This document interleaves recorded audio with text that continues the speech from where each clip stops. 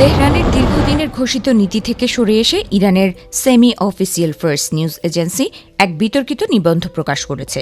সংস্থাটি সরাসরি দাবি করেছে যে ইরানের নিরাপত্তার জন্য পরমাণু অস্ত্র অর্জন ছাড়া আর কোনো বিকল্প পথ খোলা নেই। বিপ্লবী গার্ডের সঙ্গে ঘনিষ্ঠ সম্পর্ক থাকায় এই প্রতিবেদনটি আন্তর্জাতিক মহলে নতুন করে উদ্বেগের সৃষ্টি করেছে।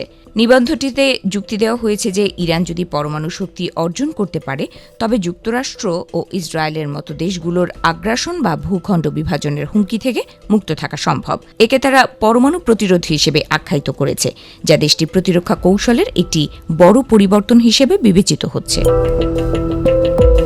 ফার্স্ট নিউজের এই নিবন্ধে দাবি করা হয়েছে ইরানকে অবশ্যই এমন এক শক্ত অবস্থানে থাকতে হবে যাতে আন্তর্জাতিক বিতর্কের মীমাংসা আলোচনা টেবিলে করা যায়। তাদের মতে পরমাণু অস্ত্র থাকলে ইরান সমানে সমান অবস্থানে থেকে যুক্তরাষ্ট্র ও ইসরায়েলের সঙ্গে কূটনৈতিক দর কষাকষি করতে পারবে, যারা ইতোমধ্যে পারমাণবিক শক্তির অধিকারী। নিবন্ধটির ভাষ্যমতে পরমাণু অস্ত্র মানেই যুদ্ধ অনিবার্য নয়, বরং এটি দ্বন্দ্বের পরিসরকে একটি নিয়ন্ত্রণযোগ্য সীমার মধ্যে রাখার মাধ্যম। দেশটির মতে পরমাণু সক্ষমতা অর্জনের মাধ্যমে ইরান এমন এক শক্তির ভারসাম্য তৈরি করতে সক্ষম হবে যা দেশটিকে বহিরাগত আক্রমণের ঝুঁকি থেকে সুরক্ষা দেবে এবং আলোচনার পথ প্রশস্ত করবে। আইআরজিসি ঘনিষ্ঠ এই সংবাদ মাধ্যমের দাবি, ইরানের সরকারি বা রাষ্ট্রীয় কোনো নীতি নয়।